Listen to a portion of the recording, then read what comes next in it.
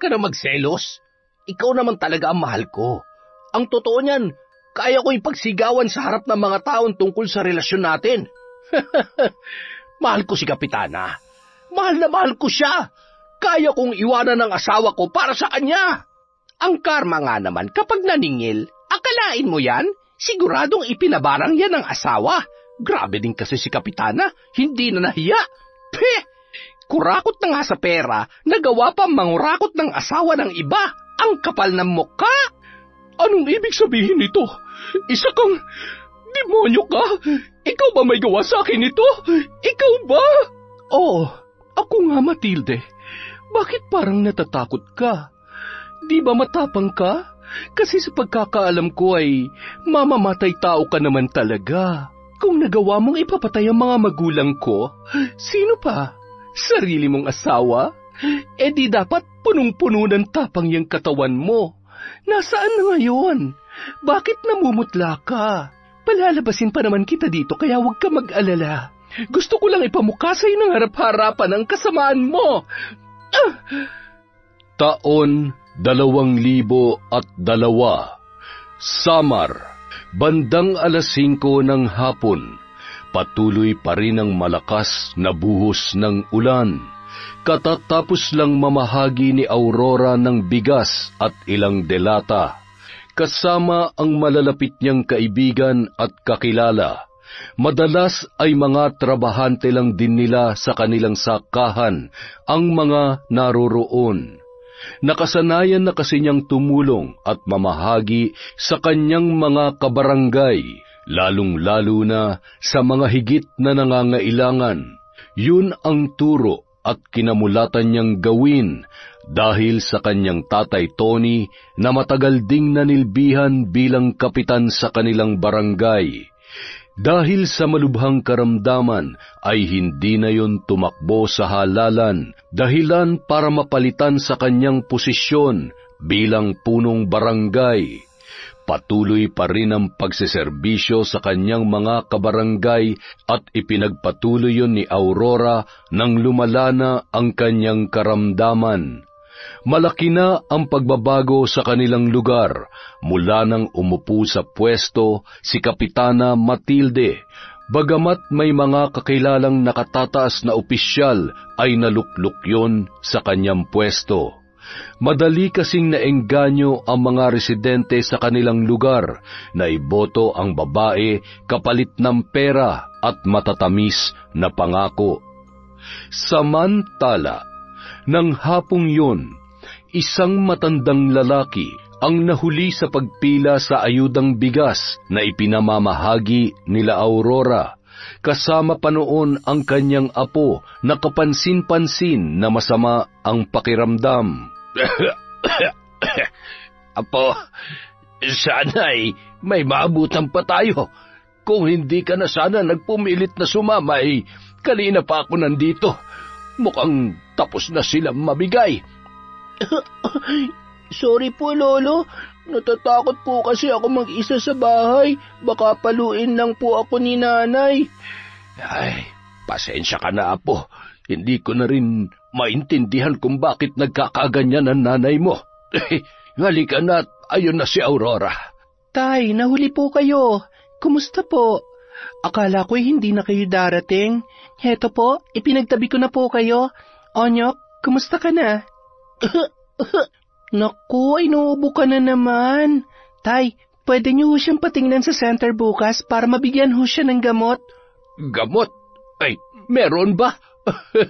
Ilang beses ko nang sinubukan pero palagi namang wala o di kaya naman ay ubos na raw. Ay, mula na mapalitan ng kapitan dito sa atin ay napakarami na nagbago. Hayaan niyo po, pasasaan ba't may babalik natin ang nasimulan ni Tatay? Konting tiis na lang po. Bahagyang nakaramdam ng lungkot si Aurora dahil sa mga sinabi ng matanda. Yun ang isa sa mga dahilan kung bakit gusto niyan tumakbo sa papalapit na halalan. Hindi niya na masikmura ang kaliwat kanang daing ng mga tao. Nababatid niya na may katiwaliang nagaganap, ngunit wala siya sa posisyon at sapat na katibayan na pinanghahawakan maliban sa reklamo ng mga taong apektado. Ang ilan naman ay puring-puri si Kapitana Matilde. Pinipili lamang kasi nito ang mga taong alam niyang malapit sa kanya at yung iba naman ay kamag-anak nito. Kakatalikod lamang ng matanda at ng kanyang apo nang biglang kinapa ni Aurora ang kanyang bulsa at patakbong hinabol ang maglolo. Lolo, sandali lang po. Tanggapin niyo po ito. Kailangan niyo po ito pambili ng gamot ni Onyok. Mag-iingat ho kayo pag-uwi, ha? Nakakahiya man ay hindi ko matatanggihan ito, iha. Maraming salamat. Sige ho, Lolo. Pauwi na rin po ako. Onyok, magpagaling ka, ha? Hinimas-himas niya ang buhok ng bata at nahihiyang ngumiti naman yun, sabay nagtago sa laylayan ng damit ng kanyang lolo. Habang kumakaway papalayo ang dalawa, ay napalingon si Aurora nang marinig ang isang pamilyar na boses mula sa di kalayuan. Napabuntong hininga na lamang ang babae. Natitiyak niyang mauuwi na naman sa bangayan ang kanilang pagkikita ni Sander. Nakaklase niya noong siya ay nag-aaral pa lamang sa elementarya at sekundarya. Noon pa man ay hindi talaga sila magkasundo ng binata dahil nayayabangan siya doon. Wala rin yung ginawa kundi asarin siya at pasaringan ng kung ano-ano. Nagpapakabayani na naman ang anak ng dating kapitan, ah. Hay, akalain mo nga naman, magiging magkalaban pala tayo sa darating na halalan. Sa tingin mo kapag tumakbo ko, mananalo ka pa kaya? Di tumakbo ka. Tutal dyan naman kayo magaling na mga lalaki. Tumakbo. Kung hindi ako nagkakamali, marami ka ng tinakbuhan katulad ng ginawa mo sa mga naging karelasyon mo. Tse! Sus, ang sabihin mo natatakot ka lang. Alam mo naman na kamayan at ngitian ko lang ang mga taga rito ay nako, makita lang nila tong dimple ko, tong muscle ko, at malaki kong dibdib, siguradong... Anong akala mo sa pagkakapitan, ha? Pagmamacho dancer? Ganda ng katawan ng puhunan? Alam mo, napakaganda ng araw ko kanina, pero dahil sa'yo, wala na. Ay, nakakainis talaga. Tara na nga, umuwi na nga tayo. Ramdam ko na kasi ang malakas na bagyo na naligaw dito sa covered court. Buti naman at nararamdaman mo ako. Kapitana, huwag ka mag-alala. Sa'yo ang boto ko. Pero ang buong barangay, siguradong sa akin ang boto nila. Hindi na sumagot pa si Aurora. Inirapan niya na lamang ang lalaki. Sabay pa isa-isa na silang nagsialisan at ang iba naman ay masaya ring nakipagbiruan sa binata. Kilala rin kasi ang lalaki sa baryo, lalo na't katulad niya ay mahusay rin yon sa serbisyong publiko. Ilang taon na rin kasi yung nagtatrabaho bilang community development consultant sa kanilang lalawigan. Alam niyang may potensyal na maging leader ang binata, ngunit kapag naiisip niya kung paano siya niyayabangan noon, ay nadidismaya siya. Ate Aurora, di ba kaklase mo yan nung elementary hanggang nung high school kayo? Oo, at mula nun wala rin siyang pinagbabago. Para pa rin kaming mga batang nagbabangayan. Ewan ko ba kapag nakikita ko siya, talaga namang kumukulo ang dugo ko. Gwapong-gwapo sa sarili at saksakan ng yabang. Alam mo, konting-konti na lang, gusto ko na siyang sikmuraan. Baka naman kasi may gusto siya sa'yo, ate. Hindi niya lang masabi, kaya, ayan, dinadaan na lang niya sa pang-aasar. Tapos ikaw naman, dinadaan mo sa galit-galitan. Aminin mo na, gwapo naman talaga si Kuya Sander at napakabait pa. Hoy, hindi ah. Kahit siya na lang ang nag-iisang lalaki sa mundo, no, never. Never ako magkakagusto sa Sander na yon. Isinusumpa ko. Kasabay ng mga salitang yun ay bigla silang napaatras. Nang biglang tumama ang kidlat sa poste, di kalayuan sa kanilang kinatatayuan. Kita mo, pati panahon hindi sumasang-ayon sa sinasabi mo, ate. Kumaway na papalayo ang binatang kausap niya. at siya naman ay nagpatuloy sa paglalakad papunta sa sakayan ng tricycle pauwi sa kanilang bahay. Siguradong nag-aalala na ang kanyang tatay Tony dahil unti-unti nang kumakagat ang dilim. Nang makarating sa bahay ay nagtaka siya dahil wala sa balkonahe ang kanyang ama. Sanay kasi siya na doon naghihintay ang kanyang tatay. Bigla siyang nakaramdam ng kakaibang kutob, kaya naman nagmadali siyang pumasok sa loob at tumuloy sa kwarto ng kanyang ama.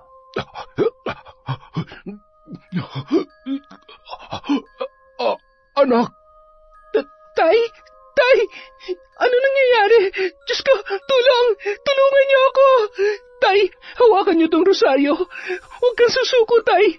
Diyos ko, alam niyo po kung gaano kahalaga sa akin si Tatay. Siya na lang po ang meron ako, kaya nakikiusap po ako. Huwag niyo naman po siyang kunin sa akin.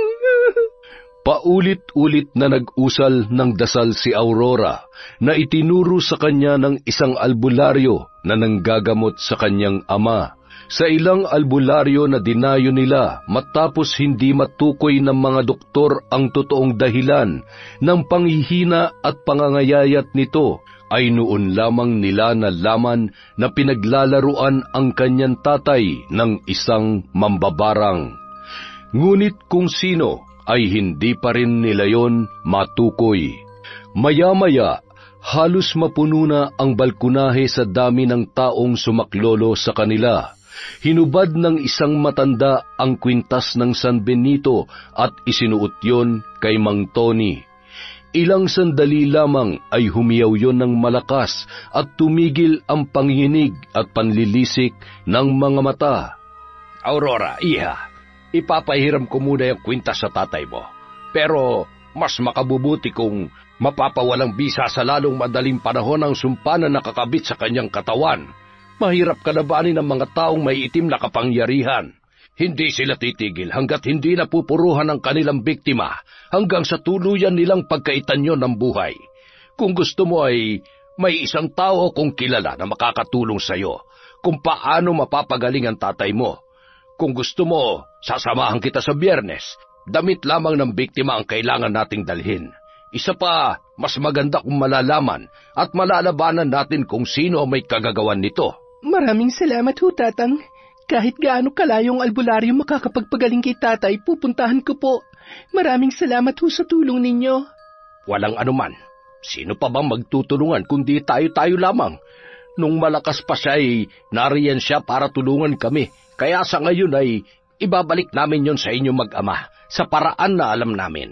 Samantala, nayayamot naman si Matilde habang nakikipag-usap kay Levi na noon ay kararating lamang mula sa bahay ng isang mangkukulam na binabayaran nila kapag may gusto silang ipatira. Alam mo, masyado talaga nagpapabango ang babaeng yan sa mga tao. Akala niya naman matatalo niya ako. Ay, siya nga pala, anong balita? Areglado na po, Kapitana. Wala ka nang poproblemahin pa.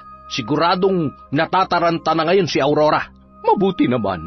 Kapag nawala na si Tony, mawawala na siya ng gana sa lahat at siguradong hindi na siya maglalakas loob pang tumakbo. Kahit tumakbo pa siya, wala naman siya mapapala. Ikaw pa rin ang mananalo. Sisiguraduhin natin yan. Paano? Uuwi na ako at siguradong magtataka na naman ang asawa ko kapag ginabi ako. Pakis nga muna para maibsan naman ang pagod ko. Dahil ginalingan mo sa utos ko, sige. Ay teka, wala bang tao? Baka may makakita sa atin at alam mo na, walang pwedeng makaalam dahil masisira ang pangalan ko. Masayang-masayang lumabas ng tarangkahan si Levi, ang driver at utusan ni Kapitana Matilde. Maging noong buhay pa ang asawa nito ay matagal na silang may patagong relasyon ni Levi. Kinaumagahan, nagising si Aurora na nakatungo sa higaan ng kanyang tatay Tony habang hawak-hawak pa rin ang kamay noon. Tay, kumusta ang pakiramdam nyo? Marahan lamang tiningnan noon ang maamong muka ni Aurora. Nababakas sa muka ng dalaga ang labis na pag-aalala. Ngunit ang mas ikinababahala niya ay ang makita na mas lalong lumala ang kalagayan ng kanyang ama. Nung mga oras na yun, napansin niya ang malaking tiyan ng kanyang tatay at hindi na rin makapagsalita. Tumalikod na lamang siya at lumabas sa pinto ng kwarto. Napaupo yun habang nakasandal sa dingding. Doon ay tuluyan niyang pinakawalan ang mga luha habang pinipilit hinaan ang kanyang paghikbi. Pinahid niya ang luha gamit ang kanyang mga palad at inayos ang kanyang sarili nang may marinig na boses mula sa labas ng kanilang bahay. Tao po! Tao po! Aurora? Tony! Magandang umaga! Ay, si Kapitana ba yun? Ano na naman kayang... Ay... Sinilip muna niya ang kanyang tatay Tony, sabay iniayos ang ilang kalat bago lumabas sa kanilang bahay. Magandang umaga ho, Kapitana. Napadala ho kayo. Tuloy po, pasensya na ho, kagigising ko lang. Nabalitaan ko kasi ang nangyari sa tatay mo kagabi. Kumusta na siya? Nagluto rin kasi ako ng lugaw ngayong umaga. Ipapamahagi namin sa sentro. Alam mo naman na ayaw ko nagugutom ang ating mga kabarangay. Heto, nagdala ko para sa inyo mag-ama. Gusto ko rin siyang kumustahin ng personal eh. Alam mo naman, kahit papano'y naging malapit kami magkaibigan ng nanay mo, kaya kahit abala ko ay gusto ko pa rin tuparin ang pangako ko sa kanya bago siya sumakabilang buhay. Natitingnan-tingnan ko kayo dito. Nako, salamat ho. Tuloy po kayo. Hindi nyo naman na ho kailangan mag-abala. Lalo na't marami ho kayong kailangang asikasuhin. Marami hong problemang... Ay, may ba ko? Tutuloy ka ba sa plano mong pagkakandidato sa darating na halalan? Depende ho sa sitwasyon. Sa tingin ko ho ay mas kailangan ako ni tatay. Pero pinag-iisipan ko pa naman ho. Isa pa, kung gugustuhin kong tumulong, may posisyon man o wala, magagawa ko pa rin naman po yon. Hay, pinapahanga mo talaga akong bata ka. Ay siya, kanino ka pa ba naman magmamana kundi sa tatay mo? Salamat ho. Tuloy ho kayo sa kwarto. Mag-iinit lang ho ako ng tubig para makapagkape naman ho tayo. Habang nasa kusina si Aurora, ay nakangisi namang pinagmamasdan ni Matilde ang itsura ni Tony. Kumusta ka na, Tony? Grabe naman pala talaga ang nangyari sa'yo. Kung hindi mo lamang ako pinagtulakan noon, hindi sana tayo aabot sa ganito. Ginawa ko ng lahat para mahalin mo ko, pero paulit-ulit mo akong dinudurog. Akala ko nang mawala ng asawa mo, matututunan mo na akong mahalin, pero nagkamali ako. Hindi mo alam kung gaano yun kasakit. Para sa'yo, isa lang akong pagkakamali. Kung sa bagay, tama ka. Isa nga akong pagkakamali sa buhay mo dahil sisiguruhin ko na hindi mo na matatakasan yung sakit mo. Kapitana, magkape ho muna tayo. Okay lang po ba kayo? Umiiyak po ba kayo? Wala ito. Masyado lamang akong naawa sa kalagayan ng tatay Tony mo. Grabe, ang buhay nga naman. Huwag ka mag-alala at patuloy kong ipagdarasal ang kagalingan niya. Ikaw, mag-iingat ka rin palagi, ha? Ang dami mong pinagkakaabalahan. Baka mapabayaan mong sarili mo at magkasakit ka rin. Huwag naman ho sana. May awa ho ang Diyos. Hindi naman po ako nawawalan ng pag-asa na makakahanap din ako ng albularyo makakapagpagaling sa kanya. Albularyo? Sa kalagayan niya ngayon, sa tingin ko ay kailangan mo siyang patingnan sa mahusay na doktor. Baka may bukol siya sa loob ng tiyan. Kailangan ng operasyon para gumaling siya, bagay na hindi magagawa ng isang albularyo. May nakapagsabi po kasi na posibleng mambabara nga may gawa nito kay tatay. Ang ipinagtataka ko lang, sa dami ng taong nagmamahal sa kanya, sino kaya ang walang pusong tao na nagpabarang sa kanya? Ay, wala naman po akong kilala na nakaalitan niya man lamang. Kilala niyo naman po ang tatay ko. Ni minsan ay hindi naging ugali ang makipag-away. Nagpatuloy sa pag-uusap ang dalawa at maya-maya may kung sinong bumusinang sasakyan sa labas ng bahay. Nariyan yata ang driver ko. Sige iha, babalik ako. Kung kailangan mo ng tulong ko, tawagan mo lamang ako o di kaya'y bisitahin mo na lamang ako sa barangay. At para hindi ka na maabala, kung may gusto kang ibahagi sa mga kababaryo natin, idirekta mo na lamang sa akin. Sige ho, Kapitana. May 5 sako pa ho ng bigas dito. Kapag abala po ako sa susunod na linggo, ipapahatid ko na lamang po sa barangay hall. Ay siya, sige iha. Maraming salamat, ha? Nang makasakay ay napahalakhak pa si Matilde sa loob ng sasakyan na sinabayan naman ni Levi. Narinig mo ba yung sinabi niya, Levi? Wala siyang kaalam-alam sa mga nangyayari. Kaya lang ay meron tayong problema. May plano siyang humanap na magaling na albularyo. Aba, hindi pwede yon. Hindi niya maaaring malaman ang totoo. Hindi na maaaring gumaling ang Tony na yon. Kapag namatay na si Tony, sigurado magmumukmuk na lamang siya sa isang tabi. Kung sakali man ay di siya naman ang isusunod natin. O di kaya ay kung sinong kumalaban sa akin. Hay, tara na sa barangay at siguradong simot na ang masarap na lugaw ng kanilang maganda at mapagmahal na kapitana. Kailangan mabango ang pangalan ko, kasimbango ng ginigisang luya. Nang makarating sina Kapitana Matilde at Levi sa may barangay hall, nagkakagulo naman ang lahat. Hoy!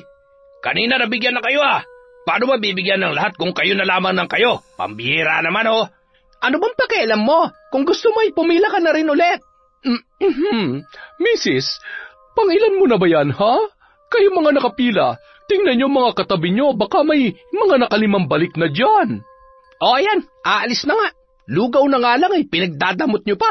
Saksakan naman ang tabang at wala man lamang akong makitang sahog. Tse! Abat, nanggigigil ako Gusto yatang makatikim ng... Kapitana, relax ka lang. Ang daming tao. Bawal magalit. Sabi ko nga, ay siya, sige ayusin niyo ang pila ha, marami pa yan. Lahat naman kayong mabibigyan. Huwag magtulakan dahil sa walang sahog na lugaw ha, punong-puno yan ng pagmamahal. Araw ng Biyernes, ang araw kung saan pupunta si Aurora kasama ang isang matanda nilang kapitbahay sa isang magaling na albularyo sa kanilang karatig barangay. Aurora, nakahanda ka na?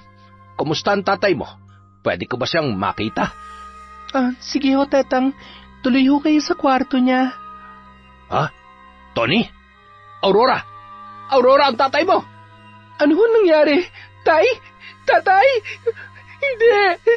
Tay, gumising ka! Tatay! Napakademonyo na may gawa nito sa kanya. Ay, naku po, Diyos ko. Naway magkaroon ng kapayapaan ang kaluluwa ni Tony. Napakabuti niya at hindi niya dapat pinagdadaanan ito. Kailangan ko malaman kung sino may gawa ng lahat ng ito. Bibigyan ko ng katarungan ang pagkamatay mo. Mahal na mahal kita, tatay. Nang malaman ng mga tao ang nangyari kay Mang Tony ay hindi maitago ang lungkot sa buong baryo. Mula sa unang araw ng burol hanggang sa huli ay walang humpay ang pag-abot ng tulong ni Kapitana. Mula sa tolda, mga upuan at mesa na ginagamit ng mga nakikiramay. Alam mo ba, ang sabi binarang daw si Mang Tony. Kawawa naman. Walang awa at siguro'y malaki ang inggit sa katawan na may gawa nun sa kanya. Hoy, ano ba naman kayo? Wala ba kayong respeto sa patay at dito kayo nagkakalat ng chismis? Mas mabuti pang ipagdasal nyo na lamang yung tao, hindi yung ganyan. Kapitana, sino pong ipagdadasal namin? Yung nagpabarang po ba o si Mang Tony? Buti pa siguro ay sama nyo ng sarili nyo. Baka sakaling maituwid pa yung pagiging chismosa nyo. Ay! Matapos ipatong ang mga dalang kape at tinapay sa isang mesa, agad naman nung nilapitan si Aurora. Aurora, iha, kumusta ka? Kumakain ka ba? Ilang araw pa lang nawala ang tatay mo ay kitang-kita na ang binagsak ng katawan mo. Salamat ho sa tulong niyo, Kapitana. Hanggang ngayon, hindi ko pa rin po kasi maintindihan kung bakit kailangan mangyari to kay tatay. Buong buhay niya, inalay niya sa pagsiservisyo at paggawa ng kabutihan. Wala naman siyang ibang gusto kundi ang makatulong sa mga taong taga rito. Kung sino man na may gawa nito sa kanya, sana lamunin siya ng konsensya niya. Wala siyang puso. Huwag ka nang umiyak. Huwag ka mag-alala. Nawala man ang tatay mo ay nandito pa rin naman kami mga malalapit na kaibigan niya para alalayan ka. Alam mo, magaling ka rin katulad ng tatay mo. Kaya nakikita ko na katulad niya, pagdating ng araw kapag handa ka na, magiging katulad ka rin niya. Habang nag-uusap ang dalawa ay siya namang dating ni Sander. Inilagay nun ang bulaklak sa tagiliran ng kabaong at agad na lumapit kay Aurora at matipid na ngumiti, nagpaabot ng pakikiramay.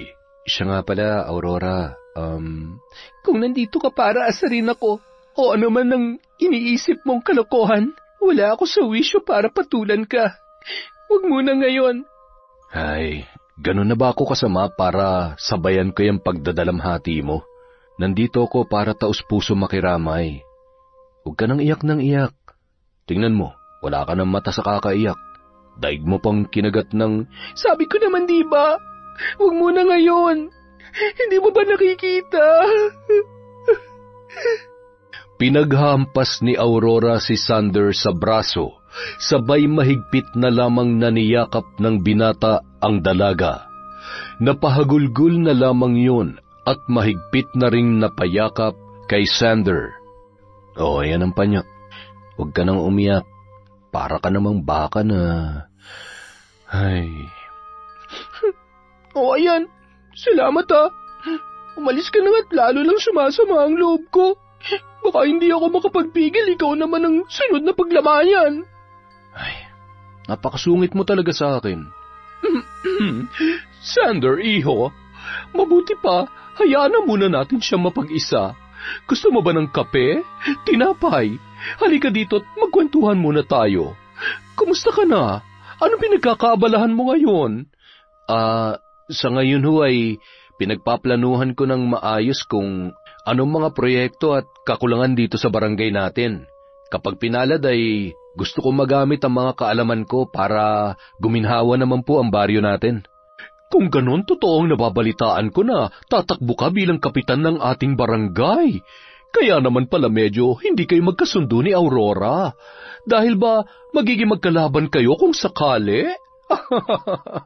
Ay siya, kung sino man ang palarin sa ating tatlo, maluwag na lamang nating tanggapin. Isa pa, iisa lang naman ang ating hangarin para sa mga kababaryo natin, di ba? Tama po kayo. Yun po ang dapat natin pagtuunan, hindi ang personal na mga kagustuhan natin. Kailangan po natin ng malaking pagbabago. At isa na po dun ay ang pumili ng nararapat at may sapat na kaalaman kung paano mapapaunlad at matutulungan ang mga taga rito. Sige ho, Kapitana, mauna na ho ako at marami pa ho akong dapat asikasuhin. May trabaho po ako bukas eh. Abat, matalas talaga ang tabas ng dila ng batang yon. Narinig mo ba yung sinabi niya, Levi? Pinatatamaan niya yata ako, hindi ba? Hindi naman siguro, Kapitana. Baka naman tinamaan ka lang sadya, kaya... Halika na, umuwi na tayo. Kailangan ko na simulan ng panibago kong plano. Maya-maya na. Hinihintay ko pa yung niluluto nilang sopas. Amoy masarap eh. Pero mas masarap ka pa rin. Ay, gusto mo yata talagang tamaan itong kamao ko, ha? Nang tumalikod ang dalawa, sinundan naman yun ng tingin ng ilan sa mga naroroon. Alam niyo si Kapitan, tsaka yung Levi, parang may napapansin ba kayo? Oo naman, halata naman eh. Buti hindi silosa ang asawa ni Levi, kasi kung nagkataon siguradong gulo yan. Siguradong masasabunutan niyang si Kapitana Matinde, Matilde. Grabe ano? Ang lakas ng loob. Ay, ang bababoy. Samantala, nakatanaw si Lolo Boyet sa kalsada habang hinihintay ang kanyang apong si Sander. Bagamat may edad na ang kanyang apo, ay hindi siya kampante na lumalabas yon ng mag-isa sa gabi. Maya-maya, bigla namang gumuhit ang ngiti sa kanyang labi nang tumigil ang isang tricycle sa tapat ng kanilang bahay. Apo, kumusta ang lakad mo? Kumusta si Auring? Nakausap mo ba siya? Okay naman po, Lolo. Katulad ng dati. Kailan ba naman kami hindi nagbangayan? Pero ayos naman po siya. Sa unang pagkakataon, napayakap po siya sa akin. Ay, naaawa ako sa kanya. Gusto ko sanang... ewan. Ang hirap naman po kasi, Lolo eh. Ay, hanggang format, pagyayabang lang talagang kaya mo eh. Abay, galing-galingan mo naman. Hindi ako nagpalaki ng duwag at torpe. Huwag mo naman sanang sayangin ang pagiging magandang lalaki ni pinamana ko sa'yo. Makakahanap din po ako ng tamang pagkakataon, Lolo. Sa ngayon, kailangan ko munang isipin kung paano uunlad at magiging payapa ang baryo natin. Madali lang kulayan yung plano mo. Simple lang naman. Ipanalo mo ang laban mo bilang pinakapogi at maaasahang kapitan sa baryong ito. Hanggang si Matilde ang nakaupo, ay nako, wala. Wala ng pag-asang umasenso pa ang baryo natin. Siya lang ang magpapasarap sa buhay at magpapayaman. Ay nako, Matilde, matinding-matindi ang pangangailangan sa pera at pakitang tao lamang. Ay, mga tao nga naman. Sanay na sanay bumoto ng mga kandidatong dalawa ang muka. Oh, tubig, Hulo. Huwag niyo masyadong inaalala yung mga walang kwentang bagay. Magtiwala lang kayo sa apo niyo at mangyayari ang lahat ng mga magagandang plano ko dito. Kaya lang, mukhang ito naman ang pwedeng maging dahilan kung bakit posibleng lalo kami magkalabuan ni Aurora. Ay, kota-kota ka na nga eh. Kuhang-kuha mo na ang inis ni Aurora. Sana yung puso din. Pero huwag ka mag-alala. Kung kayo ay para sa isa't isa, ano man ang mangyari, magtatagpo at magtatagpo kayo sa parehong pahina ng buhay ninyo. Tandaan mo yan, apo. Ay siya, matutulog na ako't maaga pa ako maglalakad bukas. Kailangan ko ring maging malakas at hihintayin ko pa makita ang apo ko sa inyo ni Aurora. Kapag ako nainip, ako na mismo magsasabi sa kanya. Lolo, yan ang huwag niyong gagawin. Samantala, nasaan na? Nakakuha ka na ba ng damit ni Sander? Ibigay mo na sa akin. Ayos na. Inihatid ko na rin kay Tanda. Nanghihingi na rin ng bayad. May utang ka pa raw sa kanya. Ay, para naman siyang hindi babayaran. Hayaan mo't bukas o sa makalaway, ihahatid natin ang bayad. O siya, sige na. Umuwi ka na sa asawa mo. Ay, teka. Wala man lamang bang pakonsuelo dyan? Tigilan mo nga ako. Huwag ngayon. Marami pa akong gagawin. Doon ka muna sa asawa mo magpalambing. Ay, makapagpahinga na nga. Nakakapagod maging magandang kapitana ng baryong ito. Ay. Kinabukasan, halos lahat ng mga taga-baryo ay nakilibing bilang pagpapakita ng pakikidalamhati para kay Mang Tony. Labis naman nagpapasalamat ang dalaga sa pagmamahal at pakikiramay ng mga tao para sa kanyang ama. Matapos ang libing at nang maiwan siyang mag-isa sa kanilang bahay, ay doon mas naramdaman niya ang lungkot. Muling humagulgol ang dalaga dahil sa nangyari sa kanyang ama. Habang patuloy ang pag-agos ng kanyang luha, nakasalampak sa sahig at yakap-yakap ang larawan ng kanyang tatay. Itinungo noon ang ulo sa tagiliran ng kanyang kama hanggang sa tuluyan na yung nakatulog. Nang sumapit ang gabi, pinuntahan ni Aurora ang matanda na kasama niya sa pagpapagamot sa kanyang tatay Tony. Kailangan ko po ang tulong ninyo. Gusto ko pa rin pong malaman kung sino nagpakulam kay tatay. Sabihin niyo na lang po sa akin ang lugar na dapat kong puntahan at kung anong dapat kong gawin para hindi ko na kayo maabala pa. Iha, baka mauwi lamang sa mas nakakatakot pang mga pangyayari kapag nalaman mo ang katotohanan. May mga pagkakataon na kailangan na lang nating idaan sa limot ang lahat. Idaan sa limot? Hindi ho ako mapapanatag kung hindi ko mabibigyan ng katarungan ng pagkamatay ng tatay ko. Kung meron man dapat mamatay, yun ay ang tao may gawa noon sa kanya. Sila dapat. Ay, kumalma ka muna, iha. Huwag kang magpadalos-dalos sa mga desisyon mo. Huwag kang masyadong magpadala sa galit na nararamdaman mo. hindi makakabuti na makipag-ugnayan ka sa mga taong may kakaibang kapangyarihan, lalo na kapag punong-puno ka ng galit. Sige na, umuwi ka na muna at kailangan mo ng sapat na pahinga upang malinawan ang iyong pag-iisip. Tila wala sa sariling naglakad papaalis si Aurora.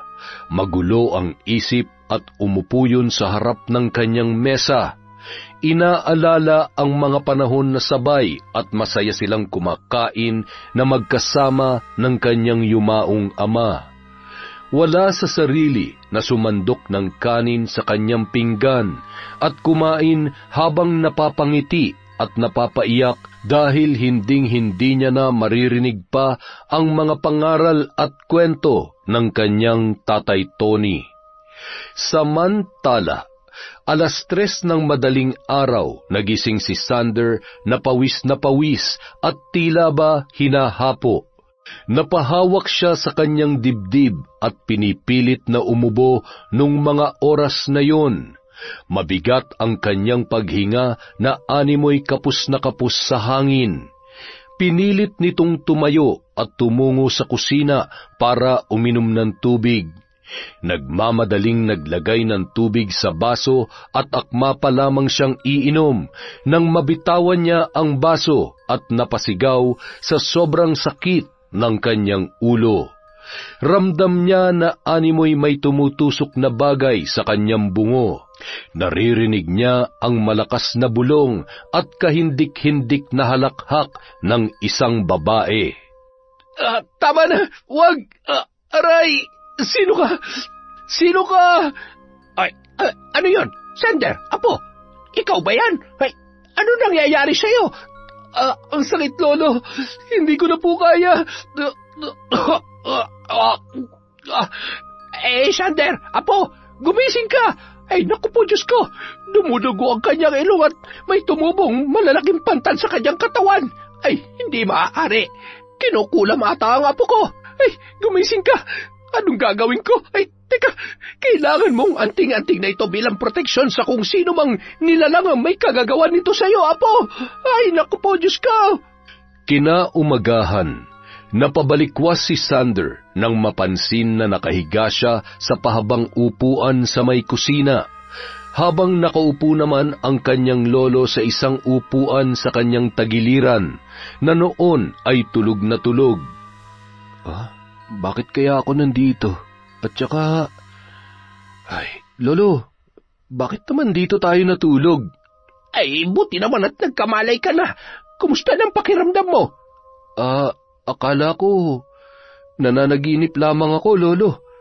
Totoo pala ang lahat ng yun? Anong gagawin ko, Lolo? Paano mawawala ang mga pantal na ito? Paano ako makakapasok sa trabaho kung ganito karami ang... Ay, buti na lamang at nawala ang pananakit ng ulo mo at pangangati ng mga pantal na yan dahil sa suot mong kwintas. Ngunit ang magiging problema natin ay siguradong hindi titigil ang isang mangkukulam o mambabarang na may gawa niyan hanggat hindi kanya nasasaktan ulit. Gagawa at gagawa siya ng paraan. Ang ipinagtataka ko lang ay kung sino may gawa nito sa iyo, apo. May nakaaway ka ba sa tingin mo na malaking-malaki ang galit sa iyo para ipakulam o ipabarang ka? Lolo naman, isa lang naman ang kaaway ko, si Aurora lang at... Teka, hindi nga kaya siyang may gawa nito sa akin? Ba't hindi imposible? Hindi mo tinatantanan dyan sa pambubwisit mo eh. Alam mo, yun ang sinasabi ko sa iyo eh. Lalo na ngayon may pinagdadaanan siya, binibigyan mo pa ng problema. Sabihin na natin na naiinis o talagang galit siya sa akin, pero hindi naman dapat ganito, Lo. Hindi na makatarungan to. Saan ka pupunta? Sander! Kakausapin ko lang si Aurora. Wala siyang karapatan na gawin sa akin to. Sander! Hoy! Nalintikan na. Magiging totohanan na nga ata ang away ng dalawa. Paano kung hindi naman talaga si Aurora? Ay, pambihira naman talaga itong apo ko. Napailing-iling na lamang ang matanda habang tinatanaw ang kanyang apong papalayo.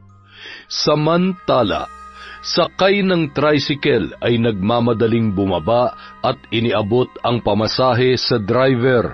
mabilis na pumasok sa tarangkahan ng bahay ni Aurora na noon ay papaalis para hanapin ang isang albularyo na makakatulong sa kanyang problema. Napalingon yun nang makita ang nanlilisik na mga mata ni Sander habang naglalakad papalapit sa kanya. Oh, anong ginagawa mo dito? At bakit? Anong mga yan? Bakit ang dami mong pantal? Pwede ba wag ka na nga magmaang-maangan na parang hindi mo talaga alam kung ano nangyayari sa akin? Ano? Ano bang sinasabi mo at bitawan mo nga ako? Aminin mo, pinakulam mo ba ako? Ano? Wag mo akong pagbibintangan. Mukha ba ako mangkukulam o mambabarang? At bakit naman kita ipapakulam? Bakit kita paglalaanan ng oras? Pwede ba? Ang dami ko nang iniisip kaya wag mo nang dagdagan pa. Unang-una, wala akong pakialam sa'yo kahit pa araw-araw mo na lang akong binubwisit. Ganun ba ako kasama para gawin ko sa'yo yan? At saka, pwede ba sa susunod kung susugod ka sa bahay ko, siguraduhin mo muna naghilamos o nagsipilyo ka? Umalis ka na nga, may lakad pa ako. Kailangan ko malaman kung sinong pumatay sa tatay ko. Pumatay sa tatay mo? Anong ibig mong sabihin? Binarang si tatay. Yung mga nangyari sa kanya, hindi normal na sakit yon. Hindi kaya iisa lang ang may gawa nito? At kung sino man yun, dapat ko rin malaman kaya sa ayaw at sa gusto mo, sasama ako sa'yo. Di ba? Ang galing-galing mo na nga mambintang. Puro ka pa tamang hinala at pala desisyon ka pa. Ay, maghilamos ka nga muna dun sa kusina at... Ay, baka hindi pa tayo nakakarating dun sa pupuntahan natin ay mahimatay na ako. Ay, sinalo mo na lahat ng kabwisitan ko. Ay! Napakaarte mo naman. Gwapo pa rin naman ako at... Oo nga no, nakalimutan ko nga yata mag-toothbrush kagabi Ibang pakiramdam ko sa mga nangyayari ngayon Sino nga bang mangkukulam sa baryong ito? At anong dahilan niya kung bakit ginagawa niya lahat ng ito? Habang naghihintay kay Sander, napakunot noo yun dahil ilang minuto na ay hindi pa rin bumabalik ang binata. Sinundan ni Aurora sa kusina ang binata at laking gulat na lamang niya nang makita niya yung nakahandusay sa sahig at wala ng malay. Sander! Hoy! Gumising ka! Kailangan ko humingi ng tulong! Agad na lumabas ang dalaga at humingi ng saklolo. Ilang sandali lamang ay nagsipuntahan na ang mga kapitbahay upang siya ay tulungan. Nang bahagyang magkamala yun ay napagpasyahan na munang ihatid ni Aurora sa kanilang bahay ang binata. Agad naman silang sinalubong ni Lolo Boyet na noon ay nagtataka kung bakit magkasama ang dalawa. Nakaakbay ang binata kay Aurora na animoy hinang-hina. Oh, anong nangyari? Magandang araw po, Lolo. Nawalan ho ng malay si Sander sa bahay. May pasugod-sugod pa po kasing nalalaman Ay, sasama po sana siya sa akin para puntahan yung albularyo sa Karatig Baryo. Mukhang hindi niya na po kayang bumiyahe sa ngayon. Ako na lamang po ang pupunta para makapagpahinga siya. Sasama ako. Kaya ko. Paano ako makakasiguro na wala kang kinalaman sa nangyayari sa akin? Malay ko ba kung ipinapakulam mo talaga ako? Ganon. Alam mo, Sander, kung talagang galit na galit ako sa'yo at gusto ko may mangyaring masama sa'yo, di sana pinabayaan na kita kanina. Alam mo, sumusobra ka na talaga. Palibhasa. Tumigil na kayo sa pagbabangayan. Sasamahan ko na kayo para sigurado. Hindi na rin kailangan pa magsayang ng panahon. Bago pa mahuli ang lahat ay kailangan na mawala ang sumpa ng lintik na mangkukulam na may gawa niyan sa'yo. Samantala, mahal kong kapitana, may maganda akong balita sa'yo. Ano bang magandang ibabalita mo sa akin? Pagkakaperahan ba natin yan, ha? Hindi, pero siguradong matutuwa ka. Alam mo, balitang-balita ngayon na sinugod daw ni Sander si Aurora at pinagbibintangan na siya ng kulam sa kanya. Wala nga namang ibang mapagbibintangan dahil sila itong palagi nagkakainitan. Ang sarap sa pakiramdam na umaayon sa akin ang pagkakataon. Wala silang kamalay-malay sa aking maganda at matibay na plano. Wala sa kanila ni Aurora maaari makakuha ng posisyon na pinaghirapan ko. Dahil dyan, Maaasahan ka talaga, Levi. Kaya mahal na mahal kita eh. Sunod na ang Aurora na yon. Mahirap na, baka biglang magbago pa ang isip niya. Ang gusto ko'y magmukha siyang baliw sa harap ng mga tao para hindi halata. Sino naman ang boboto sa isang maganda nga, kaya lamang ay may tama naman sa utak. Napakatalino mo talaga, Kapitana. Siya, sabihin mo lang kung anong dapat kong gawin. Kahit ano'y kaya kong gawin, basta masaya ang Madam Baby ko. Sa kabilang banda, matapos ang mahigit 1 oras na biyahe sakay ng jeep, bumaba sila sa isang alanganing lugar at nilakad ang matarik at madamong daanan. Nagtanong-tanong sila sa mga paisa-isang taong kanilang nakakasalubong. Sige lang ho, diretsuhin nyo lang po yan, tapos kanan. Yung nag-iisang bahay po doon, ang bahay ni Lola Feli. Mag-iingat po kayo dahil medyo masungit ho ang matandang hinahanap ninyo. At saka, marami yung nagsasabi na hindi lamang siya bastang-bastang albularyo. Ay, teka sandali. Ano bang ibig mo sabihin? Ay, basta po. Malalaman nyo rin ang ibig kong sabihin. Basta, may dahilan po kung bakit mas pinili niya manirahan sa liblib na lugar na yan. Sige po, basta mag-iingat po kayo ha. Ay, pambihira, nandito na tayo para maipagamot ang apo ko, pero mukhang lalo ata akong ninenervyos dahil sa sinabi ng binatilyong yun. Sigurado ka ba natutuloy pa tayo? Nandito na ho tayo, at saka wala naman ho mawawala kung susubukan natin. Mas maigi nang hindi po tayo basta-bastang naniniwala sa kung anong sinasabi ng iba. Kahit naman po, nakakatakot o sabihin natin na masama ang matandang pupuntahan natin, nasisiguro ko na may natitira pa rin kabutihan sa puso niya para sa mga taong may respeto at lumalapit na may pagpapakumbaba. Kaya naman, Sander, para sigurado utang na loob, huwag mo na lang munang ibukay ang bibig mo at baka mapahamak pa tayo. Grabe ka naman, kaya ko namang ilugar tong bibig ko. Nagiging masama lang naman talagang tabas ng dila ko, depende sa kung sinong kaharap at kausap ko. Aba, dapat lang na ilugar mo yan, dahil kapag nagkataon, hindi lang pantal at pananakit ng ulong mapapala mo. Balita ko, magaling manahin ang bibig si Lola Feli. Ay, Diyos ko, kaawaan ng dalawang ito.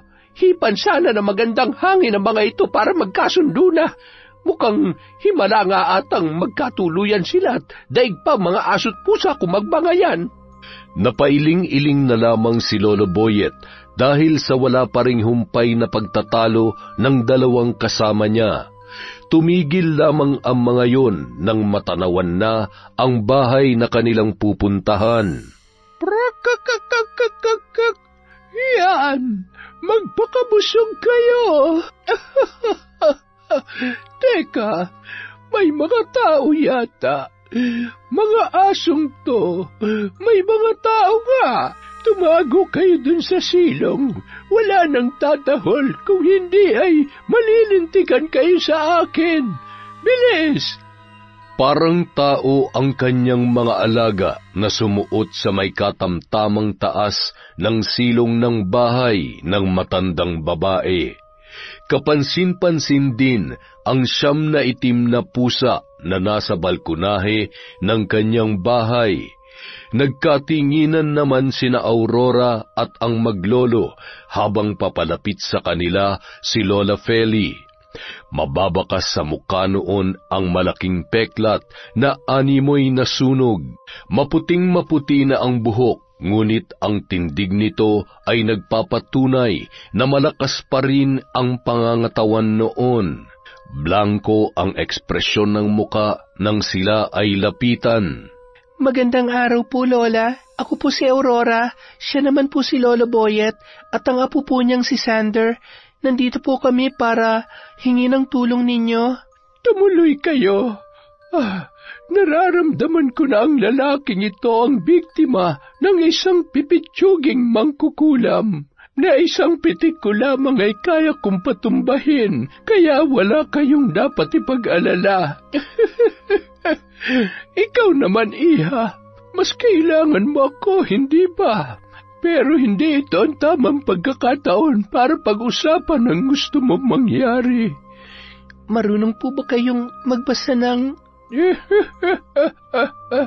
Oo, anumang tumatakbo dyan sa isip ninyo ay kaya kong unawain at sabihin sa inyo ng harapan. Isa yan sa abilidad ko para malaman kung anong klase ang taong nasa aking harapan. Mag-iingat ka, Aurora.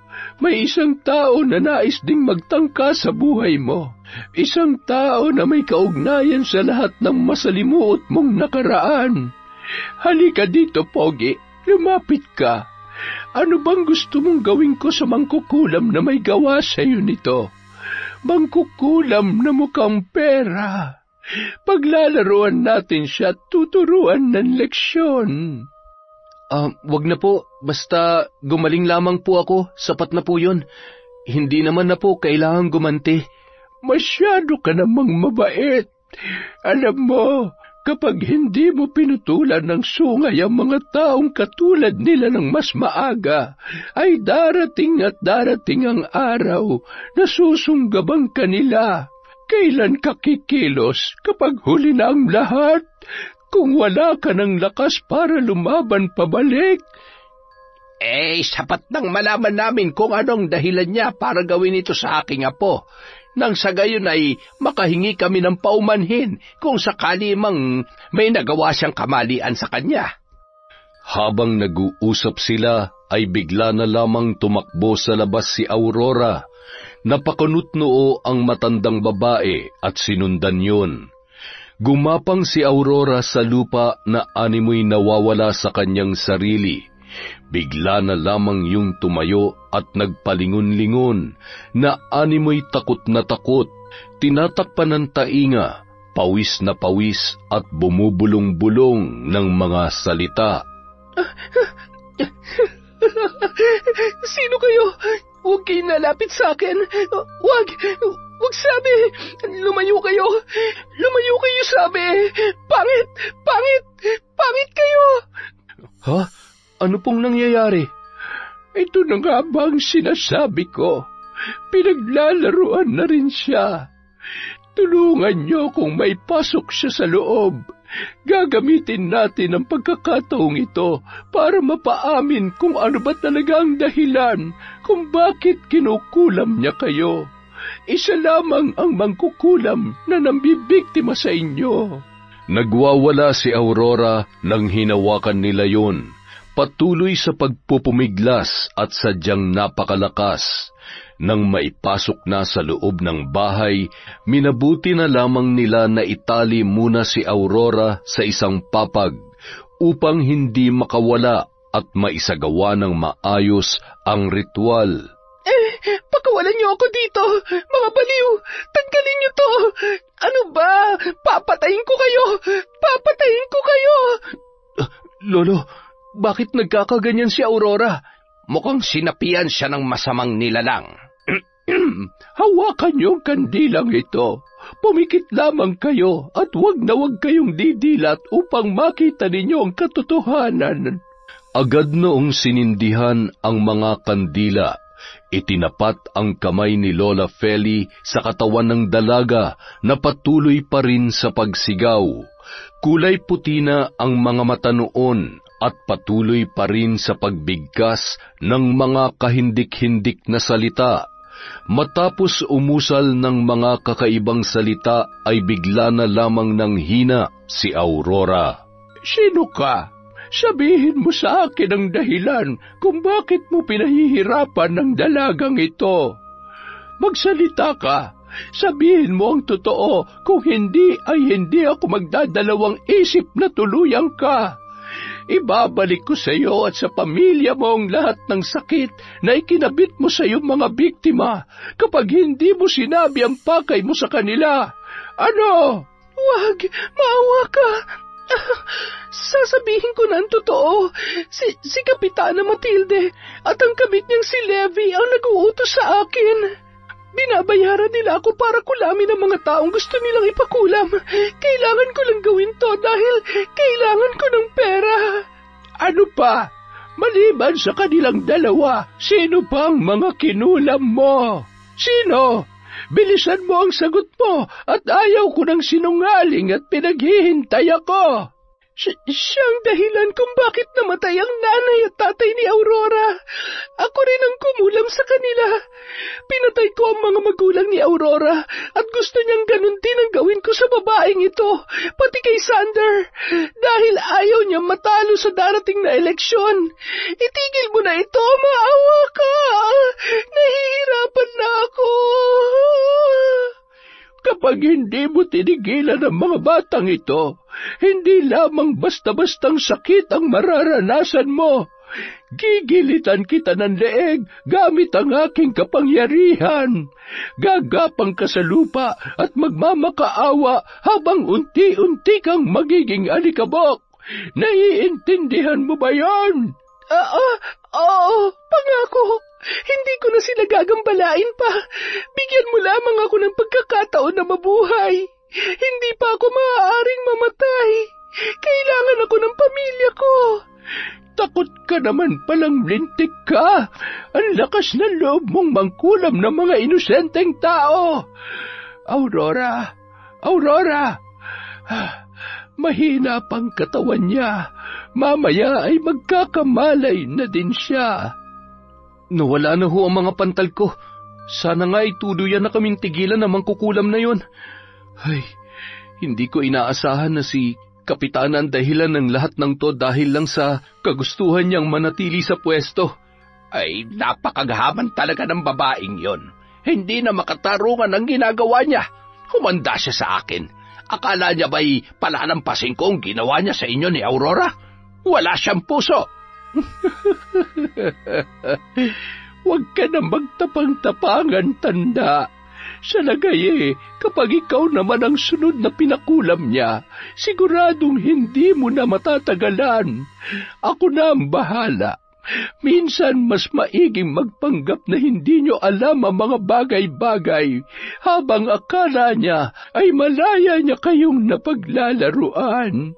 Ano na lamang ang mararamdaman ni Aurora kapag nalaman niya na lahat na nangyari sa mga magulang niya ay kagagawan ng walang pusong kapitana na yon? Ay, punong-puno ng kasakiman ang puso ng kapitana na yan. Sarili niya lamang ang kanyang iniisip. Nabubuhay sa sariling kasinungalingan. Ang hindi niya alam na sa ginagawa niya ay siya rin naman ang mapapahamak. Kawawang Aurora, kapag napuno ng galit ang puso niya, siguradong magbabago ang kanyang kapalaran. Iwanan niyo muna sa akin si Aurora. Balikan niyo siya sa Sabado. Kailangan ko munang masiguro na malakas na siya. Mahirap na, lalo na't nag-iisa na siya sa buhay. Kailangan niya na makakausap upang maliwanagan sa lahat ng mga nangyayari. Hindi niya ito kakayanin na mag-isa. Salamat sa tulong ninyo. Susunduin namin siya rito. Maraming salamat po talaga. Heto, tanggapin niyo po ito bilang hindi naman kailangan ng kabayaran. Ginagawa ko ito dahil ito ang tama at nararapat. Masama man ako at alagad ng demonyo kung ituring, ngunit ito ang tanging paraan para maituwid ko ang baluktot na kaisipan ng karamihan. Isang matamis na ngiti ang itinugon ni Sander kay Lola Feli. Pagkatapos ay tuluyan na silang nagpaalam ng kanyang Lolo Boyet. Kinagabihan, naririnig ni Aurora ang tinig na animoy may hineheleng sanggol. Ramdam niya rin ang haplos ng kamay sa kanyang buhok.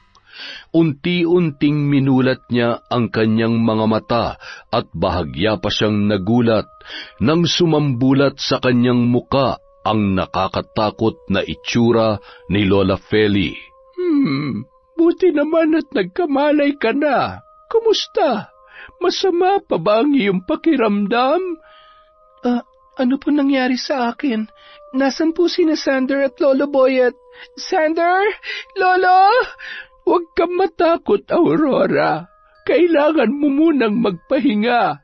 Huwag kang mag-alala dahil babalikan ka nila dito. Marami tayong dapat pag-usapan. Panahon na para alamin at harapin ang katotohanan. Anong katotohanan? Ano po ba talaga ang nangyayari? At saka, bakit ako may pasa sa mga kamay ko? Tinali niyo po ba ako? Oo, dahil kinakailangan. Sinapian ka ng mangkukulam na inutusan ng inyong kapitana. Siya ang nag-utos na ipakulam kayo ni Sander. Ano? Siya ang nag-utos? Pero bakit? Bakit pati ako? Ano bang kasalanan ko sa kanya? Wala, pero dahil sakim siya at tinik kayong dalawa sa plano niya, pagtatangkaan niya talaga ang inyong buhay. Hindi lamang yon. Alam ko na nais mong malaman kung ano talaga ang nangyari sa tatay mo, sa mga magulang mo. Pareho silang naging biktima ng Matilde na yon. Ang lahat ay nagmula dahil sa hindi masuklian ng iyong tatay ang kanyang pagmamahal. Nagtagumpay man siyang ipapatay ang nanay mo, ay bigo pa rin siyang maagaw ang lalaking gustong-gusto niya. Masyadong makati ang babaeng yon. Hindi lamang yon, nagawa niya ring ipapatay ang sarili niyang asawa. Ha? Hayop siya. Napakasama niya. Hindi ko maaaring palampasin ang ginawa niya sa akin. Ipaghihiganti ko sina tatay at nanay. Papatayin ko rin siya. Papatayin ko siya. Kaya kitang tulungan kung paano tuturuan ng leksyon ng babaeng yon. Sa isang kondisyon, ipapasa ko sa iyo ang aking kaalaman. Ang kailangan mo lang gawin ay yakapin ang kapangyarihan na maaaring tumulong sa iyo upang manggamot at mag-alay ng kamatayan. Magagawa mong maghiganti ng hindi namamalayan ng kahit na sino man, kahit pa ng iyong kaaway. Maaari mo rin siyang paikutin, papaniwalain at paglaruan hanggang sa malagot ang kanyang paghinga. Paano ko gagawin yon? Paano ko magkakaroon ng kapangyarihan na barangin ang hayop na yon? Kukunin ko ang buhay niya. Wala siyang karapatang maging masaya. Wala. Tama yan. Ang galit na yan ang magsisilbing daan upang buong puso mong mabigyan ng puwang ang kapangyarihan at kaalaman na magbibigay sa iyo ng lakas na puksain ang kademonyohan ng babaeng yon. Gusto mong gumanti, hindi ba? Sagutin mo ang tanong ko, Aurora. Gusto mo ba? Oo, gusto kong gumanti. Gusto ko siyang pagbayarin at patayin sa paraan na gusto ko. Nauwi sa kahindik-hindik na tawanan ang kanilang usapan. Si Lola Feli ay marami ng tinuruan ng paggamit ng itim na kapangyarihan, mga taong katulad ni Aurora, nababalot ng galit at hangaring makapaghiganti sa mga tao na mapang-abuso. Nang gabi ring yun, sinimulan ng matanda ang pagtuturo ng kanyang kaalaman, iba't ibang ritual ng pagtanggap at pag-aalay sa kanilang kinikilalang Diyos. Pagsapit ng 3 gabi, sa ilalim ng maliwanag na buwan, ay paliliguan niya ng dugo ng pusang itim ang dalaga, kasabay ng pag-usal ng mga salita na itinuro sa kanya ng matandang mambabarang. Matapos bigkasin ng mga yon, naramdaman niya ang kakaibang lakas at talas ng kaisipan. Magkasabay silang humahalakhak habang nakatanaw sa bilog na buwan. Isa ka ng ganap na mambabarang, Aurora. Maging maingat ka. Kailangan mong itago ang totoo mong katauhan. Alam mo naman ang mga tao, pagkatapos ng lahat ng nais mong gawin, mas makikilala mo ang iyong sarili. Ikaw pa rin ang magpapasya ng iyong magiging kapalaran. Maaari mong gamitin ang iyong kaalaman na magligtas ng buhay at maningil ng may mga kasalanan. Pagsapit ng araw ng Sabado, sinundo ni Sander si Aurora. Bitbit ang isang itim na bag kung saan naroon ang aklat na ibinigay sa kanya ni Lola Feli. Masayang kumakaway yun papaalis. Nakalabas na sila ng tarangkahan nang bigla siyang lumingon at tumakbo pabalik. Mahigpit niyang niyakap ng patalikod ang matandang babae at muling nagpasalamat. Babalik po ako dito. Babalikan ko po kayo pagkatapos ng lahat ng ito. Hihintayin ko ang pagbabalik mo, Iha. Sige na, lumakad ka na't hinihintay ka na ng kapalaran mo, ay ni Sander. Kayo po talaga? Nararamdaman ko ang malakas na koneksyon na nag-uugnay sa inyong dalawa. Nakikita ko ang magandang kapalaran na naghihintay sa kanila. Sana ay sundin nila ang kanilang mga puso at bigyan ng pagkakataon ang isa't isa. Hindi pa man nakakalayo ang dalawa ay agad na napansin ni Sander ang bitbit na bag ng dalaga. Teka, parang wala ka namang dalang ganyang bag nung pumunta tayo kay Lola Feli. Ano ba laman yan? Ito? Mga halamang gamot. Nagpaturo ako na manggamot para naman makatulong ako sa mga taga sa atin. Alam mo naman, nasa sentro pa ang ospital, malayo. Kung may alam tayong alternatibong paraan, makakatulong tayo sa mga hindi inaasahang sitwasyon. Siya nga pala, sinabi niya ba sa'yo ang totoo? Yung tungkol kay Kapitana? Oo, alam mo, hindi ko inaasahan na magagawa niya yon. Oo, nakikita naman natin kung ano mga kakulangan at iba pang anomalya sa barangay. Pero, yung ipakulam niya tayo? Grabe, ganun na ba talaga siya kasama? Kung nagawa niyang ipapatay ang mga magulang ko, sa tingin ko, wala talaga siyang takot. Mukhang laro na lang sa kanya ang paggawa ng masama. Ilang taon niya munang pinahirapan ng nanay at tatay ko bago niya tinuluyang patayin. Ay, sa ngayon mas makakabuti kung iiwasan ko na lang siya. Bahala ng karmang maningil sa kanya. Sander, tumuloy ka sa pagtakbo bilang kapitan. Kailangan ka ng mga kabarangay natin. Seryoso ka ba dyan sa sinasabi mo? Oo, seryoso ako. Mas malawak ang kaalaman mo sa pagpapatakbo ng isang komunidad. Hindi naman sapat ang kagustuhan kong tumulong. Iba pa rin kung talagang ikaw ang mananalo. Susuportahan na lang kita. Mas malaki ang tsansa na may panalo natin ang hinaing ng mga kababaryo natin. Hanggat sa Kim ang nasa pwesto, siguradong paasahin niya lamang sa mabulaklak na salita at matatamis na mga pangako ang mga tao. Nagpatuloy pa sa pag-uusap ang dalawa hanggang sa tuluyan na silang nagkasundo sa suhestyon ni Aurora. Samantala, ano? Nawawala ang kukulam na yon? Bakit? Hindi ba't may utang pa nga tayo sa kanya? Nagtanong-tanong ka ba kung nasaan na sila ngayon? Wala nga nakakaalam. Hindi naman daw nila nakita na umalis. Siguro'y may pinagtataguan. Baka may utang kaya ayun, tinakbuhan na lang. Ay, humanap ka na mas magaling na mangkukulam, mambabarang o kahit ano. Basta yung maaari nating utusan. Siya nga pala, may balita ka na ba kay Aurora? Nasa bahay na ba siya? Sarado raw ang bahay nila. Baka may pinuntahang kamag-anak sa Maynila o kung saan. Ano? Hindi niya man lamang naipagdasal ang kaluluwa ng kanyang ama. Ay, inuna pa ang paglalakwatsa. Naku, pero kung nagawa ni Tanda ang ipinag-uutos ko, ibig sabihin ay posibleng kung saan-saan na siya nagpapalakad-lakad ngayon. Kasi nga, baka kung saan na napadpad dahil wala sa katinuan. Ano sa tingin mo? Hayaan mo na yun, Kapitana. Basta ang alam natin, siguradong wala ka nang makakalaban pa. Sabi ko, puruhan ng Sander na yun eh.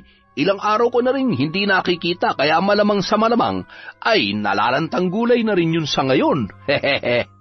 Makalipas ang isang buwan, habang nasa labas ng barangay hall si Matilde, ay agad niyang tinawag ang isang tanod upang usisain kung saan nanggagaling ang mga tao. Kanina ko pa napapansin ang mga yan. Ano bang meron? Ano naman ang laman ng mga bitbit nilang plastik? Bigas ho yun at mga gulay. Mukhang bagong ani na naman si Aurora kaya namimigay na naman. Napakabait talaga niyan. Manang-mana kay Mang Tony pati dun sa nanay niya. Maganda na, mabait pa. Sayang nga ayaw niya na raw tumakbo bilang kapitan. Anong ibig mo sabihin? Bakit hindi ba sapat ang serbisyo na binibigay ko? Aba, nagtanong pa talaga. Hindi naman ho sa ganun. Ang ibig kong sabihin ay katulad ninyo ay maaasahan din naman po siya. Ay siya, sige.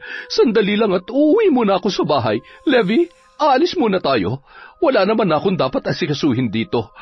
Ay, nakakabagot ang araw na ito. Agad siyang sumakay sa sasakyan at mabilis naman yung pinaandar ni Levi. Hindi yun nagsasalita na animoy wala sa sarili. Hoy, ano ka ba? Kanina pa ako nagsasalita dito. Hindi mo ba ako naririnig? Ha? Abat? Ano yun? Pasensya na. Masakit kasi ang ulo ko at hindi ko maintindihan kung anong nangyayari sa akin. Ay, kagabi pa ito. Nahihirapan na nga akong matulog Pinapakulam na rin yata ako ng misis ko. Ay, kailangan natin magdoble ingat. Lintik kasi mga tsismosa at hindi itikom ang mga bunganga nila Natuto na tuloy magselos ang asawa ko. Ay, ayusin mo yan. Hindi tayo pwede mag-iskandalo dahil kapag nagkataon masisira ang pangalan ko sa mga tao. Baka bigla na lang akong sugurin at sabunutan. Bagong unat pa naman tong buhok ko, sayang naman. Alam mo, bakit kasi hindi pa natin ipakulam ang asawa mong wala namang kwenta? Hindi ba't sabi mo ako ang mahal mo? Aba, kesa mapahamak tayo, mas mabuti pang patahimikin na natin. Ipatira na natin dun sa mambabarang na nahanap mo. Hindi naman yung kakayanin ng konsensya ko. Isa pa, naging mabuting asawa naman siya sa akin noon, kaya matapos yung marinig, biglang nag-iba ang ekspresyon ng muka ni Kapitana. Agad na bumaba ng sasakyan at padabog na isinara ang pinto. Patakbong hinabol ni Levi sa loob ng bahay dahil natitiyak niyang nagselos lamang yon sa kanyang mga sinabi. Matilde naman, huwag ka na magselos. Ikaw naman talaga ang mahal ko. Ang totoo niyan, kaya kong ipagsigawan sa harap ng mga tao tungkol sa relasyon natin. Mahal ko si Kapitana! Mahal na mahal ko siya! Kaya kong iwan ang asawa ko para sa kanya! Ano? Hoy, itigil mo yan! Bumalik ka nga dito? Nababaliw ka na ba? Bakit mo hinuhubad ang damit at salawal mo? Levi, bumalik ka dito!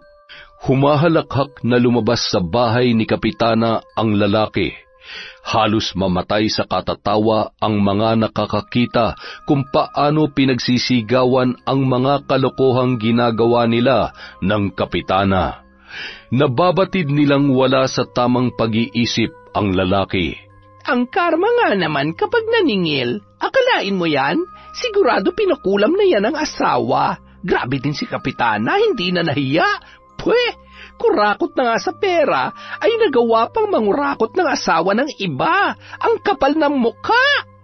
Kinagabihan, umuwi si Levi sa kanilang bahay. Nakaempake na ang kanyang mga gamit. Tiningnan niya ang kanyang sarili na noon ay napakadungis at walang saplot. Tiningnan niya ang asawa niya na noon ay nagtitimpi sa labis na galit. Wala ni isang sinabing salita, galit na binitpit ang gamit at sumakay sa kotse nito at agad na pinaandar yun. Kakaarangkada lamang ng sasakyan nang biglang inatake sa puso si Levi. Ikaw ang pinakamalakas na galamay ni Matilde, kaya ngayong wala ka na, tuluyan na siyang mapipilayan. Wala na siyang katuwang sa paggawa ng kasamaan. Bago tuluyang umalis sa baryong yon ang asawa ni Levi, tumigil muna yon sa tapat ng bahay ni Matilde. Agad na pumasok sa tarangkahan at dumiretso sa kabahayan. Nadatnan niyang kumakain ang Kapitana na tila ba wala sa sarili. Agad na dinampot ng asawa ni Levi ang mangkok na may sabaw at ibinuhos yon sa mukha ni Matilde. Pagkatapos ay ngumisi at pinagsasampal bago umalis. Ni hindi man lamang nakaganti si Kapitana, lalo na't mas malaki at mas malakas sa kanya ang babaeng yun. Hayop ka, Levi! Ang bobo mo kasi! Inutil! Kasalanan mo ito! Paano na ako haharap sa mga tao? Sirang-sira ng pangalan ko! Ay, buisit! Agad siyang tumungo sa kanyang kwarto at doon humagulgol. Gulong-gulo ang kanyang isipan at nadidismaya sa mga nangyayari. Wala na ba akong karapatang maging masaya? Sa paraan na gusto ko? Ito na ba ang kabayaran sa lahat ng mga kasalanan ko? Ito na ba? Samantala, sa isang may katamtamang laking mesa, nakatayo ang iba't ibang kulay ng kandila at nakalapag ang isang libreto. Maraming mga matatalim na bagay at iba't ibang garapon na naglalaman ng mga halamang gamot at bote na may lamang pinaghalo-halong parte ng katawan ng hayop, at yung isa naman ay sisidlan ng mga insekto. Pinitik ni Aurora ang isang garapon at nag-usal ng orasyon. Bigla na lamang lumutang ang mga malalaking higad. Pinagapang yon ng babae sa kanyang braso habang binubulungan ng kakaibang mga salita. Huwag niyo siyang tatantanan.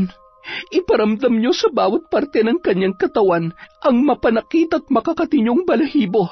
Gusto kong mabaliw siya sa labis na pangangati. Hinipan ni Aurora ang mga itim na higad ng 3 beses at pagkatapos ay naglaho ang mga yon na parang bula. Sa kabilang dako, mahimbing nang nakatulog si Matilde dahil sa kanyang mga problema. Dahan-dahan niyang iminulat ang kanyang mata nang maramdaman ang kung anong gumagapang sa kanyang talampakan. Tumutusok ang mga balahibo sa kanyang balat, napakusot pa yun ng kanyang mata nang makita ang napakaraming higad na hindi niya malaman kung saan nagmumula. Napalundag yon at tatakbo pa sana nang bumagsak sa kanya ang sandamakmak pang mga higad mula sa kisame ng kanyang bahay. Halos mahimatay yun sa takot at hindi makalabas ang boses kahit buong lakas na siyang sumisigaw. Ilang sandali lamang ay biglang nawala ang mga higad. Napalitan yon ng napakaraming galis na nagnanaknak. Halos masuka siya sa sarili niyang amoy. Tumakbo yon papunta sa unang palapag ng bahay at nagpasya na sanang lumabas para humingi ng tulong nang biglang namatay ang ilaw. Dahilan para gumulong yon sa hagdan. Pagbagsak niya sa baba ay may malamig na kamay na humila sa kanya. Rinig na rinig niya ang boses ni Tony at ang asawa nun na humahalakhak habang pinipilipit ang mga daliri niya sa magkabilang paa. Sa sobrang sakit ay tuluyan niya nang napakawalan ang kanyang boses. Tama na! Patawarin niyo na ako! Huwag niyo akong papatayin! Pakiusap! Huwag! Samantala, habang nakapatong sa mesa ang bungo at manika na pinapatakan ni Aurora ng kandilang itim, patuloy yun sa pag-usal ng paulit-ulit na mga salita. Tagaktak ang kanyang pawis at nagngangalit ang ugat sa kanyang leeg. Nakabuka ang palad habang nakaluhod. Ramdam niya ang lakas ng kakaibang enerhiya habang patuloy na isinasagawa ang pambabarang kay Kapitana. Walang-wala pa yan sa sakit na ipinaranas mo sa mga magulang ko. Ngayon, gusto kong harap-harapang sabihin sa'yo na ako ang magiging mitya ng kamatayan mo. Ninakawan mo ako ng pagkakataon na makasama ang nanay at tatay ko, kaya nanakawin ko rin ang ambisyon mo na magpakasasa sa pera na hindi para sa'yo at posisyon na hindi nararapat sa katulad mong abusado. Napakawalang hiya mo, kaya kahit mamatay ka, walang papatak na luha para sa'yo. Magmamakaawa ka pabalik sa'kin. Magmamakaawa ka, Kapitana. Kinaumagahan, nagising si Kapitana na nagnanaknak ang mga sugat sa iba't ibang parte ng kanyang katawan. Lumobo ang kanyang tiyan na 69 na buwan ng buntis. Humarap sa salamin at sinuklay ang kanyang buhok. Nagulat siya nang maramdaman niya ang malambot na pagsama ng mahaba niyang buhok sa kanyang suklay. Nang tingnan niya ang kanyang sarili sa salamin, ay napahiyaw ang Kapitana. Nanginginig ang kamay at natataranta na naghanap ng balabal na gagamitin upang takpan ang kanyang ulo. Agad na sumagi sa isip niya si Aurora ng mga oras na yun. Ilang linggo na rin na may nakakapagsabi na marunong na rin ang dalaga sa panggagamot, kaya tumungo siya sa bahay ni Aurora sakay ng tricycle. Pagbaba pa lamang ay pilit yung kinikilala ng mga nakakita. Kapitana, ikaw ba yan? Ano nangyari sa'yo? Buntis ka? Ay nako, biro mo ka na buntis ka pa ni Levi? Bakit? Ay, ang dami mong sugat. Nye, nabubulok na. Tumakbo ang Kapitana papasok sa tarangkahan ng bahay ni Aurora na noon ay nasa balkonahe, nakangisi at tila ba hinihintay ang babae. Kapitana, kumusta ho kayo? Ano nangyari sa tiyan nyo? Wala na ho ata kayong mapaglagyan ng pera ng barangay. Itinago nyo na dyan sa tiyan nyo? Mabigat ba? Ano bang sinasabi mo, Aurora? Alam ko na matutulungan mo ko. May kakilala ka bang albularyo? Saan ka ba nagpagamot nung... ang ibig kong sabihin ay kung saan mo natutunan ang panggagamot. Halika, sumama ka sa akin, Kapitana. May ipapakita ko sa'yo. Agad namang sumunod yun sa loob ng isang kwarto. Doon ay nakita niya ang mga may sindipang kandila at iba't ibang gamit sa pambabarang. Anong ibig sabihin nito? Isa kang demonyo ka! Ikaw ba may gawa sa akin nito? Ikaw ba? Oo, ako nga, Matilde. Bakit parang natatakot ka? Di ba matapang ka? Kasi sa pagkakaalam ko ay mamamatay tao ka naman talaga. Kung nagawa mong ipapatay ang mga magulang ko, sino pa? Sarili mong asawa? Eh di dapat punong-puno ng tapang ang iyong katawan. Nasaan na? Bakit namumutla ka? Palalabasin pa naman kita dito kaya huwag ka mag-alala. Gusto ko lang naman ipamukha sa iyo ng harap-harapan ang kasamaan mo. Hawak ang manika ay pinaglaruan niya ang Kapitana. Sinasaktan ang sarili. Hinihipan ni Aurora ang tiyan ng manika kaya napapagapang sa sakit ang babae na noon ay tila ba mawawalan na ng malay. Pagkatapos tusukin ng karayom ang tiyan ng manika ay bumalik na sa normal ang tiyan ng Kapitana. Tumayo yun at dinampot ang bungo, sabay binasag sa sahig. Pagbagsak noon ay napahawak siya sa kanyang ulo. Napaluhayon, sabay humiyaw dahil sa sakit. Ayan, sinaktan mo ang sarili mo. Baliw, yan talaga napapala ng mga paladesisyon na tao. Ay, hindi ko makakalimutan ang ginawa mo sa akin. Pinaikot mo ako sa pagbabait-baitan mo, pero isa ka palang traidor. Wala kang kasing sama. Ngayon, paglabas mo sa tarangkahan ng bahay ko, magsisimula na ang buhay na pinapangarap mo. Tutuparin ko ang habang buhay mong pagpapantasya sa mga bagay na hindi mo na maaabot. Palalayain ko na ang baryong ito sa kamay ng isang magnanakaw at abusadong lider na tulad mo. Bibilang ako ng 10. Kapag nakalabas ka sa bahay, matutupad ang hiling mo. Pero kung hindi, bye-bye. Bye-bye na. 1, 2, 3. Takbo na, dali! Takbo! Walang kasing bilis na tumakbo palabas si Kapitana. Dumaan yon sa nag-uumpukang mga tao at gustong makipagkamay. Nagsitakbuhan papasok ang mga tao dahil sa pandidiri sa kanyang sugat at masangsang na amoy. Ilang saglit pa, nakasalubong niya si Sander na papunta sa bahay ni Aurora. Nang mamukaan ang binata ay labis ang pagtataka ng kapitana. Bakit nandito ka? Dapat patay ka na! Patay ka na! May multo! May patay na naglalakad! Magtago kayo! Ano nangyari sa kanya? Ay, kapitana, talagang muntikan mo na akong mapatay. Bakit kaya nagkaganon yun? Maayos pa naman siya nun nakaraan. Ay, ang buhay nga naman. Mukhang totoo yata ang karma. Tumuloy ang binata sa paglalakad. Dumiretso yon sa loob ng bahay ni Aurora. Mula sa isang silid ay naririnig niya ang pagbulong ng dalaga ng mga salita na hindi niya maintindihan kung ano ang ibig sabihin. Hawak ni Aurora ang isang kandilang itim at ang libreta. Nanlaki ang mga mata ni Sander sa kanyang nakita. Agad niyang nilapitan yon at niyakap ng mahigpit. Anong ginagawa mo, Aurora? Ito bang natutunan mo maliban sa panggagamot? Tinanggap mo ang pagiging mambabarang para gumanti kay Kapitana at kay Levi? May kinalaman ka sa nangyari sa kanila? Bitawan mo ko.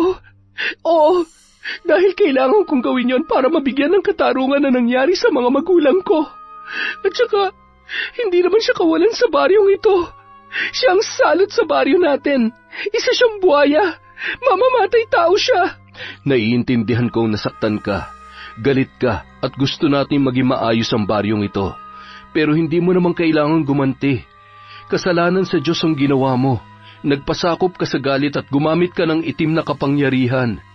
Makinig ka sa akin, Aurora. Huwag kang magpapatali sa galit na nararamdaman mo. Dahil sa kanya mag-isa na lamang ako. Kinuha niya ang buhay ng nanay at tatay ko. Nandito pa ako. Kami ni Lolo. Nandito kami para sa'yo. Kahit hindi tayo magkasundo, susubukan kong intindihin ka. Huwag mo lang maramdaman na mag-isa ka. Bitiwan mo na yan. Kailangan mo magpatawad at makalimot. Diyos ang kailangan nating kapitan, hindi ang itim na kapangyarihan. Mahigpit na yumakap si Aurora kay Sander. Nung mga oras na yun ay napagtanto niya na tama ang binata. Dahil sa sakit at galit nakagawa rin siya ng kasalanan. Yun ay ang paggamit ng kapangyarihan ng dilim upang makamit ang hustisya na hinahangad niya para sa kanyang ina at ama.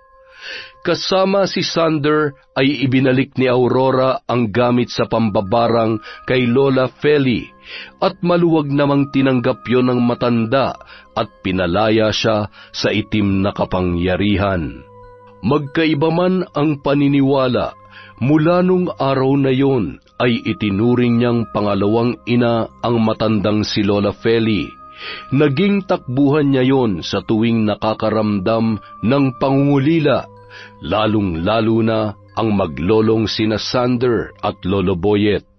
Sa araw ng halalan ay ipinanalo ng mga tao si Sander sa tulong at suporta ng kanyang kasintahan na si Aurora. Naging katuwang niya ito upang bigyan ng panibagong pag-asa ang kanilang mga kababaryo na minsang naging biktima ng mapang-abusong kapitana. Yon, ang lupit na naman ng kwento natin mga kaibigan. Maraming salamat po sa walang sawang pagsuporta sa Kwentong Enteng. Yung shoutout natin sa susunod na upload na ulit. Maraming salamat po ulit. Mag-iingat po kayong lahat.